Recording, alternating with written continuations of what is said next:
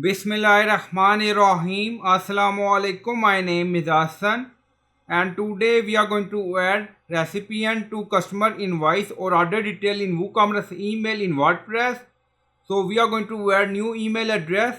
Before starting work, it's my request, please subscribe my channel. Thank you. Now back to our work. So we are in edit order detail in admin section. Now you see order action. Now select, and then you see send order detail to customer. So by default, order action email sent to customer email address, but we are going to add one more email address. So when we click on this and then we click on update, so this order detail sent to two email address, one for customer and one for custom email address we added. Now go to dashboard. On left side you see plugin, so click on add new plugin. So we are going to install plugin to add some custom code, and then in search plugin write WP code. So this is plugin WP code. Insert header and footer we will use. So you will install this plugin and activate it, and after activation on left side you see code snippet, and then you see add snippet, so click on it, and then you see add your custom code, so again click on it.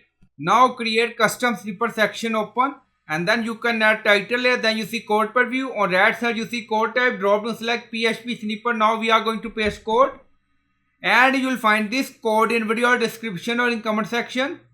And then you see new email, so you can add email address according to your requirement. So customer order details sent to two email addresses, one customer email address and one this custom email address. So we added our email address, and then you see insert method auto insert location run everywhere. On top you see inactive now active, and then click on save snippet.